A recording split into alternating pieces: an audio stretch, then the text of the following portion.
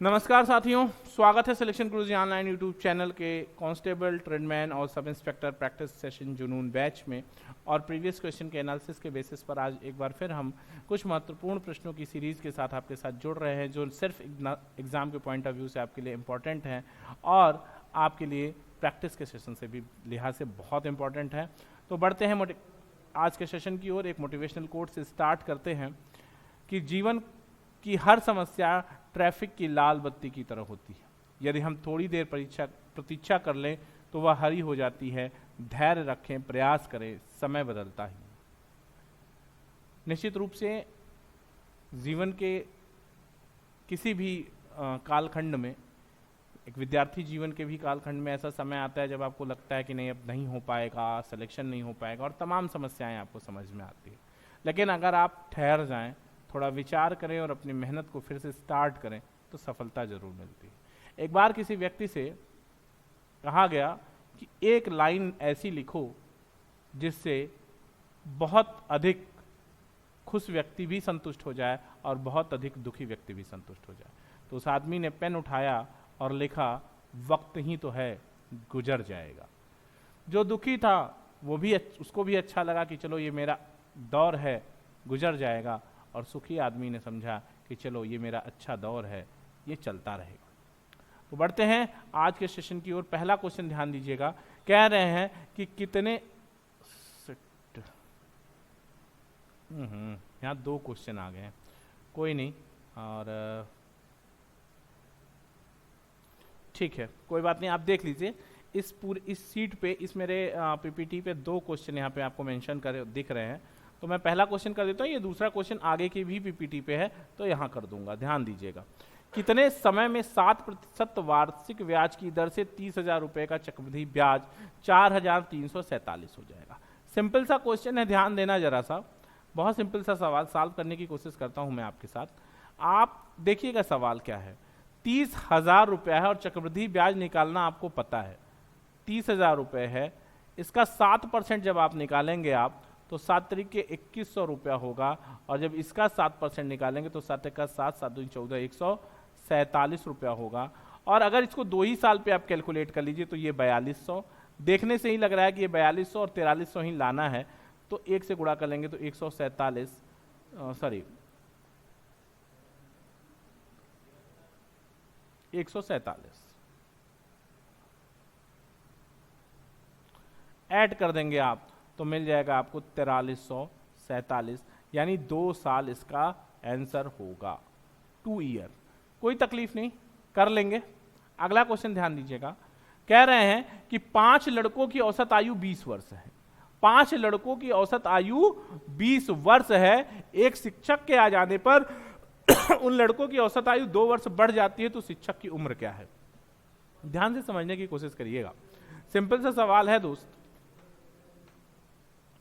Simple सा सवाल है कि 5 बच्चे हैं जो स्टूडेंट हैं, तो 5 विद्यार्थियों का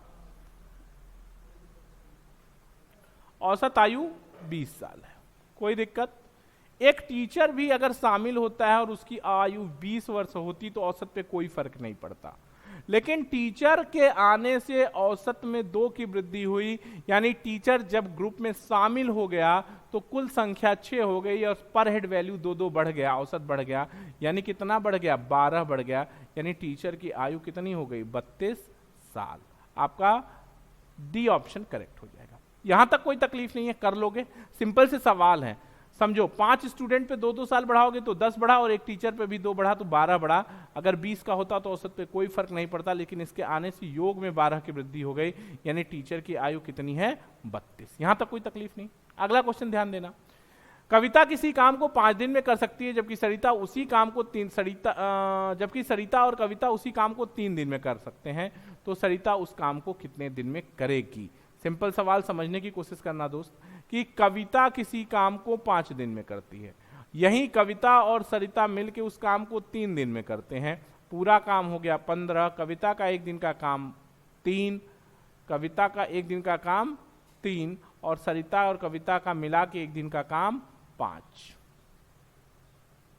कोई तकलीफ नहीं, 3 हो गया और इन दोनों का मिला के एक दिन का काम 5। घटा दे अगर हम तो कविता से खत्म यानी सरिता का एक दिन का काम आ गया कितना, तो सरिता का एक दिन का काम आ गया 2। कविता 2 दिन एक दिन में 2 काम करती है, तो पूरा 15 काम करने में 15/2 यानी 7 सही 1/2 दिन लेगी। ये आपका आंसर हो जाएगा। यहां तक कोई तकलीफ नहीं। अगर चैनल पर नए हैं तो चैनल को सब्सक्राइब कर लीजिए और इसको अधिक से अधिक शेयर करिए, ताकि इस प्रैक्टिस सेशन बैच का सबको फायदा मिल सके, अधिक से अधिक लोगों तक फायदा मिल सके। और अगर आप पुराने स्टूडेंट हैं हमारे चैनल पे तो हमको आंसर रिप्लाई करते हमारे कमेंट बॉक्स में चलिए। आगे ध्यान दीजिएगा, रमेश किसी वस्तु को कितने रुपए में बेचे कि उसे 20% लाभ हो यदि क्रय मूल्य 1250 हो। यानी 1250 रुपए पर 20% लाभ लेने के लिए वस्तु को कितने में बेचना पड़ेगा। 1250 गुणित 120/100, 0 खत्म हो जाएगा। 12 पंजे 60 की 0 हासिल 6, 12 दूनी 24 36 3 और ब्रेक का 12 3 15, यानी 1500 रुपए में बेचना होगा। ठीक, यहां तक कोई तकलीफ नहीं है। अगला क्वेश्चन ध्यान देना, कह रहे हैं सेम क्वेश्चन रिपीट हो गया। अगला क्वेश्चन ध्यान दीजिएगा, धीरेन्द्र 1200 किलोमीटर की यात्रा करता है। पहले दिन उसका 4/5 और दूसरे दिन शेष का 7/11 यात्रा की। अब उसे कितनी और यात्रा करनी है। ध्यान से समझना, कह रहे हैं कि 1200 किलोमीटर की यात्रा है। पहले दिन 4/15 चला तो छूटा कितना 11/15, और दूसरे दिन शेष का 7/11 चला, यानी बचा कितना 4/11। भैया 1200 किलोमीटर की यात्रा है, पहले दिन अगर 4/15 चल गया तो बचा कितना 11/15, और दूसरे दिन शेष यात्रा का 7/11 चला, यानी बचा कितना 4/11। सॉल्व कर लेंगे, 11 से खत्म हो जाएगा और 15/8 हो जाएगा। 15/120 80, 8 चौका 32, 320 किलोमीटर ये यात्रा अभी उसको करनी शेष है।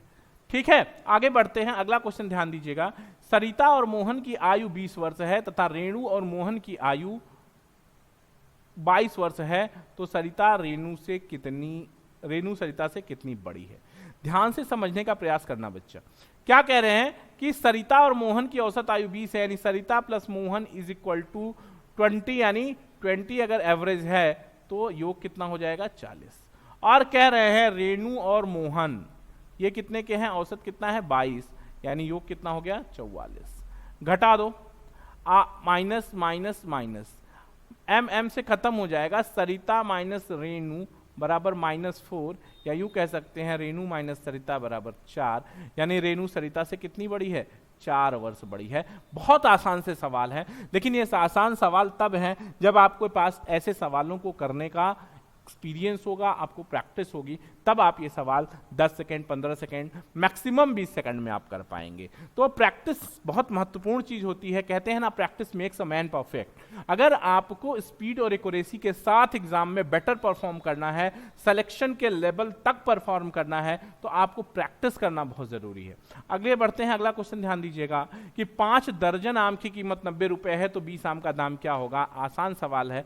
5 दर्जन आम का मतलब हो गया 12 पंजे 60, 60 आम अगर 30 रुपए में है तो 20 आम 90 रुपए में, तो 20 आम 30 रुपए का होगा। 5 दर्जन का मतलब 60 आम, 60 आम कितने में 90 रुपए में, तो 20 आम 3 से भाग दे देंगे तो 20 आम बराबर, यहां भी 3 से भाग दे देंगे तो 30 रुपया। कोई दिक्कत नहीं, ये आपका ऑप्शन डी करेक्ट हो गया। यहां तक कोई तकलीफ नहीं है। अगला क्वेश्चन ध्यान दीजिएगा, किसी संख्या का 10% और 5% का अंतर 20 है, तो संख्या क्या है। ध्यान से समझिएगा, कह रहे हैं किसी संख्या के 5% और 10% का अंतर, यानी 5% बराबर कितना 20, तो 100% संख्या पूछ रहे हैं, 20 से इधर गुणा कर देंगे तो 20 से इधर भी गुणा कर देंगे, ये 400 हो जाएगा। आंसर कितना आ जाएगा 9 का सी 400। अगला क्वेश्चन ध्यान देना, कोई रेलगाड़ी 72 किमी प्रति घंटा की चाल से चल रही है और 100 मीटर लंबे प्लेटफॉर्म को 10 सेकंड में पार कर लेती है। रेलगाड़ी की लंबाई क्या है। मान लिया 100 मीटर लंबा प्लेटफॉर्म है, और जब ट्रेन किसी प्लेटफॉर्म को पार करती है तो अपनी लंबाई प्लस प्लेटफॉर्म की लंबाई के बराबर दूरी चलती है, और चाल बराबर होता है दूरी बटा समय, दूरी हो गई 100 मीटर, और मान लिया ट्रेन की लंबाई t है, तो समय बटा 10 बराबर 72 किमी प्रति घंटा, यानी 72 गुणित 5 बटा 18 अगर मैं कर दूं तो 18 चौक 72, 4 पंजे 20 हो जाएगा, यानी 100 प्लस t बराबर 200, यानी t बराबर 100 मीटर, यानी रेलगाड़ी भी कितनी लंबी थी? 100 मीटर लंबी थी। सिंपल सवाल। अगला क्वेश्चन ध्यान दीजिएगा, कह रहे हैं कि किन्हीं दो संख्याओं अंकों वाली संख्या से 15 घटा दिया जाए तो संख्या 2/3 हो जाती है, उसके अंकों का योग क्या होगा? सिंपल सवाल समझने की कोशिश करना दोस्त, बहुत सिंपल सवाल है और कंफ्यूज होने की बिल्कुल भी जरूरत नहीं है। अगर कोई संख्या 2 अंक की है तो हम ये मान सकते हैं कि संख्या क्या है? 10x plus Y. ध्यान देना, किन्हीं 2 अंकों वाली संख्या में से 15 घटा लिया जाए तो संख्या 2/3 हो जाती है, तो उसके अंकों का योग क्या है? अगर जैसे ही आप 15 घटा लेते हैं, ठीक है ना, देखो यहां कर लेते हैं, 10x प्लस वाई माइनस 15 बराबर संख्या 2/3 हो जाती है, यानी संख्या कितनी है? 10x प्लस वाई, और 2/3 हो जाती है, यानी 2/3 हो जाती है। अगर 3 से गुणा कर ले तो 30x प्लस 3y माइनस 45 बराबर 20x प्लस 2y। अब आप सॉल्व करेंगे तो 10x प्लस वाई बराबर आपको मिल जाएगा 45, यानी 45 क्या है? 45 संख्या है, और अगर अंकों के योग की बात करें तो अंकों का योग कितना हो गया? अंकों का योग हो जाएगा 9। कोई दिक्कत नहीं, ऑप्शन डी करेक्ट है। यहां तक कोई तकलीफ नहीं ना। फिर से समझ लो, किसी 2 अंकी संख्या 10x प्लस वाई है, और 10x plus Y 10x plus Y में से 15 घटाते हैं तो 10x प्लस वाई का 2/3 बचता है। सॉल्व कर लिया equation, number 10x plus y मिल गया 45। अंकों का योग पूछ रहे हैं, 45 अंकों का अंतर पूछते तो 1। आगे बढ़ते हैं, अगला क्वेश्चन, निम्नलिखित में कौन गलत है? देखो ध्यान देना जरा सा बच्चा, ये सीरीज है, कह रहा है कि which one is a wrong, right? तो -3 है, ध्यान देना, ये -3 है, ये क्या है? 9 है, ये क्या है? 21 है, 34 है, 45 है, और 57 है। देखो -3 से 9 पहुंचने के लिए +12 होगा, 9 से 21 पहुंचने के लिए भी +12 होगा, 45 से 57 पहुंचने में भी +12 चाहिए आपको। तो ये नंबर 34 में से 12 जोड़ते तो आप यहाँ 46 आता, यानी 21 में अगर हम 12 जोड़े तो क्या मिलेगा? 21 में 12 जोड़ेंगे हम तो 33 मिलेगा, 34 नहीं मिलेगा, यानी यही 34 क्या है? गलत है, रॉन्ग है, तो आंसर ए सही हो जाएगा। अगला क्वेश्चन ध्यान देना, कह रहे हैं कि 192 मीटर लंबी छड़ को 3.2 मीटर लंबे कितने टुकड़े में बांटा जा सकता है? क्वेश्चन आपको होमवर्क छोड़ रहा हूं, आप हमको इसका आंसर रिप्लाई करिए हमारे कमेंट बॉक्स में, राइट?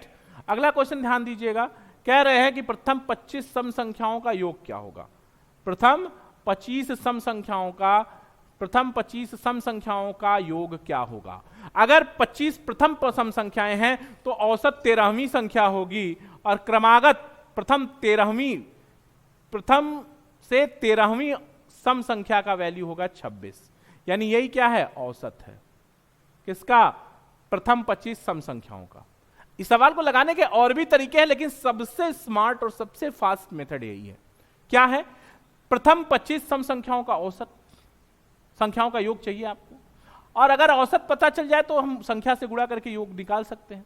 अगर 25 क्रमागत सम संख्याएं हैं तो 13वीं संख्या औसत होगी, और प्रथम से 13वीं सम संख्या 26 होगी, यानी प्रथम 25 सम संख्याओं का औसत 26, तो योग 26 गुणित 25, 25 हम 625, यानी 650। ये योग हो गया, आंसर सी सही हो गया, कोई तकलीफ नहीं है।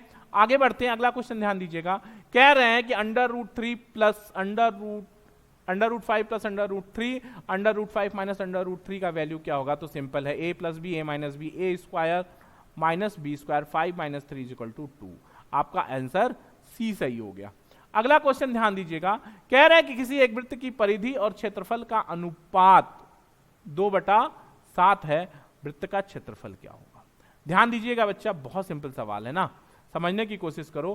कि किसी भी सर्कल का पेरीमीटर और एरिया का रेशियो 2/7 है, 2/7 है, पेरीमीटर 2πr है, एरिया पाई आर स्क्वायर है बराबर 2/7 है, पाई पाई से कैंसिल, पाई आर स्क्वायर से ये आर कैंसिल, 2 से कैंसिल, यानी 1/r is equal to 1/7। It means that what r is equal to 7। और अगर त्रिज्या r 7 है तो सबको पता है क्षेत्रफल पाई आर स्क्वायर, सॉल्व कर लेना 154 होगा। यही आपका पहला ऑप्शन सही है। आई होप कि आज का सेशन आपने बहुत एंजॉय किया होगा। कुछ अच्छे और महत्वपूर्ण प्रश्न की इस सीरीज में हमने आज सभी सवालों को हल करने का प्रयास किया। आपको जो होमवर्क क्वेश्चन दिया है, रिक्वेस्ट है उसका आंसर हमें कमेंट बॉक्स में जरूर बताएं। और आज के सेशन में इतना ही। कल फिर मुलाकात होगी आपसे कुछ और बेहतरीन शानदार सवालों के साथ। तब तक देखते रहिए सिलेक्शन गुरुजी ऑनलाइन। जय हिंद, जय भारत।